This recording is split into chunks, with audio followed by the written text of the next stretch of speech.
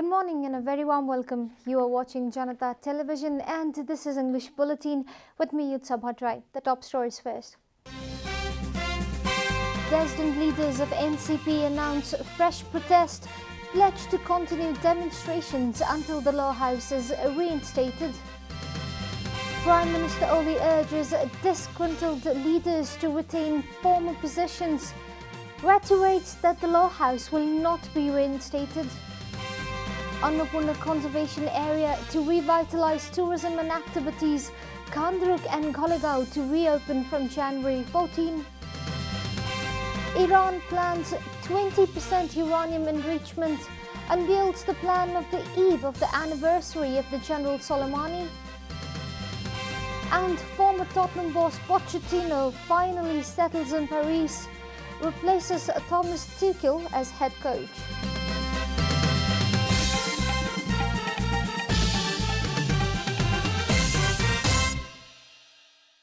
And now, the news in detail. The Dahal Nepal faction of the Nepal Communist Party has announced a second phase of protest against the government. Organising a press conference in the capital yesterday, the dissident faction announced fresh protest programs against the government's decision to dissolve the law house. Narayan Kaji Shrestha, the coordinator of the struggle committee formed by the disgruntled leaders, said that their protest will continue until the government reinstates the dissolved House of Representatives. He added that they are organising the mass protest to create awareness among the people about the unconstitutional move of the government. Speaking at the press meet, NCP leader Dr. Bijay Kumar Paudel said that they will force the government to correct its unconstitutional move through protest. The Dahal Nepal faction is preparing to hand over a letter of dissent to Prime Minister Oli between January 4 to January 7. The dissident group will then hoist black flags in every village, hold interactions with stakeholders and hold demonstrations in public places. Meanwhile, Prime Minister KP Sharma Oli has urged the dissident faction led by Pushpa Kamal Dahal and Madhav Kumar Nepal to return to the formal position of the party.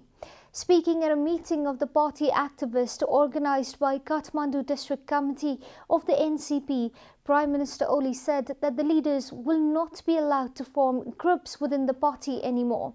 Prime Minister Oli also reiterated that the dissolved House of Representatives cannot be reinstated at any cost. He also expressed confidence that every aspect of the politics will improve in the year 2021. Prime Minister Oli added that the country has already made a leap in terms of development at a time when the country is struggling to utilize the capital expenditure. In other news, the Central Task Force Committee meeting of Nepali Congress has been rescheduled for today. Senior leader Ramchandra Paudel and his factions have been steadily demanding for NC to take to the streets and support the restoration of Parliament. NC President Sher Bahadur Deuba and his faction, however, have opined NC should accept the Supreme Court's decision and use the announced midterm election as an opportunity to get back in power. Senior leader Paudel, however, has said Congress should take lead of the mass protest against Prime Minister's decision to dissolve the parliament. Coronavirus has claimed 6 more lives in the country, taking the death toll to 1,870. The government yesterday confirmed 419 new cases of coronavirus across the country. Following the latest round of tests, the total cases of coronavirus in the country have climbed to 261,438, while the number of active cases has dropped to 5,711 from the overnight tally of 6,048. According to the Ministry of Health and Population, altogether 253,857 infected persons have recovered from the disease in the country so far. Nepal is currently among the top 40 countries that have been most affected by the pandemic.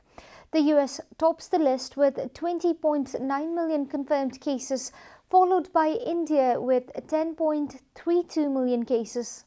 Coronavirus has infected more than 84.96 million people across the world and claimed 1.84 million lives. Kandruk and Kalegaon, two attractive tourist destinations located at Annapurna Conservation Area, will now be open for tourists starting 14th January this month. Both destinations have remained closed for tourists and outsiders since the last 10 months due to the COVID-19 pandemic and the lockdown that followed.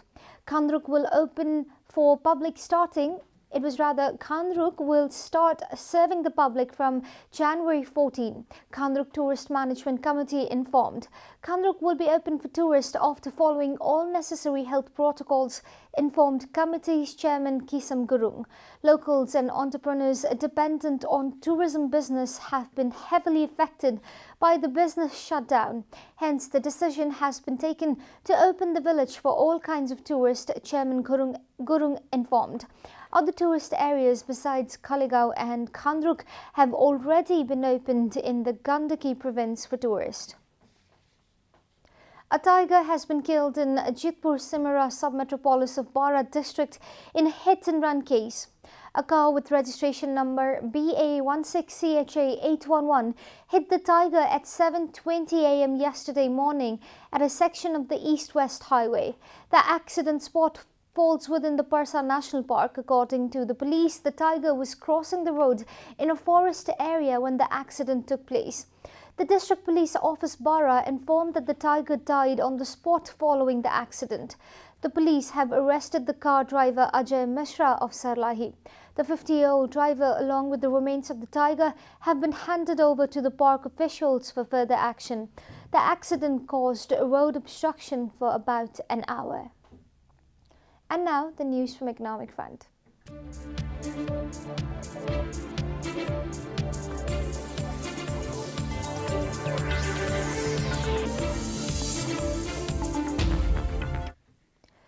Procurement of rice and minimum support price as prescribed by the government has begun in Bara district.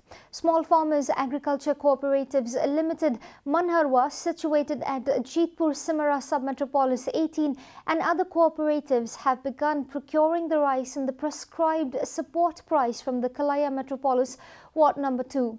Although 5 cooperatives from the district have taken the work order to purchase the rice in support price, only 3 cooperatives, including the Manharwa, have started the process. Prime Minister's Agricultural Modernization Project Unit Bara has taken the responsibility of supervising the entire process. Farmers say they are relieved after the government decided to hand over the support price responsibility to the cooperatives. The government has prescribed the minimum support price of short-grained rice at 2,735 per quintal and medium-grained rice at 2,885 rupees. Welcome back, and now the international news.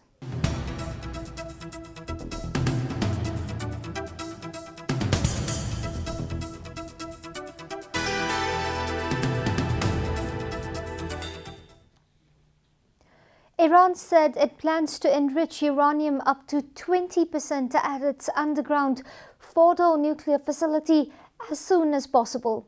According to the Associated Press, Iran is pushing its program just a technical step away from the weapons grade levels. The move comes amid heightened tensions between Iran and the United States in the final days of the administration of President Donald Trump, who unilaterally withdrew America from Tehran's nuclear deal in 2018. That set in motion an escalating series of incidents capped by a U.S. drone strike that killed a top Iranian general in Baghdad a year ago. American officials are now worried about possible retaliation by Iran on the anniversary of General Qasem Soleimani today. Iran's decision to begin enriching to 20% a decade ago nearly brought an Israeli strike targeting its nuclear facilities. The tensions only abated with the 2015 atomic deal.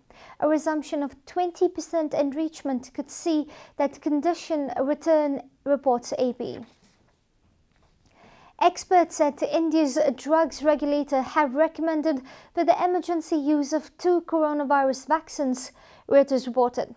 The vaccines recommended by the experts are those developed by AstraZeneca and Oxford University, and the other backed by a state-run institute. According to Reuters, a government minister said earlier that AstraZeneca Oxford vaccine had been given the green light on Friday. This has paved the way for huge immunisance campaign in the world's second most populous country. The government reportedly said the final decision on the two vaccines would be made by the Central Drugs Standard Control Organization's chief, who has called a news conference later today.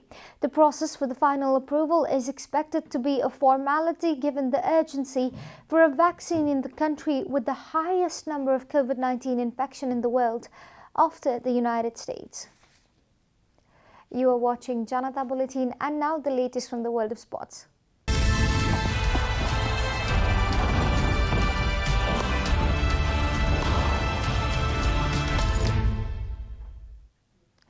Mauricio Pochettino, former Tottenham, Southampton and Espanyol boss, has been appointed as the new head coach of Paris Saint-Germain. Pochettino has signed a contract at the Parc des Princes until June 22 with the option for an extra year. This will be Pochettino's first managerial role since being sacked by Tottenham in 2019. The Argentine boss himself also played for PSG between 2001 and 2003. PSG are third in League One and will face Barcelona in the last 16 of the Champions League in February and March. BBC has cited Pochettino as saying he was happy and honoured to take on the role and that the club has always held a special place in his heart. I returned to the club today with a lot of ambition and humility, and I am eager to work with some of the world's most talented players, Pochettino added. Pochettino will take charge of the team's training sessions on Sunday following the French League's winter break. We are at the end of Janata Bulletin and the headlines once again. Dozen leaders of NCP announce fresh protest, pledge to continue demonstrations until the law house is reinstated. Prime Minister Oli urges disgruntled leaders to retain former positions, reiterates that the law house will not be reinstated. Annapurna Conservation Area to revitalise tourism activities, Khamruk in Galegaon to reopen from January 14. Iran plans 20% uranium enrichment, unveils the plan on the eve of the anniversary of General Soleimani. And former Tottenham boss Pochettino finally settles in Paris, replaces Thomas Tuchel as head coach.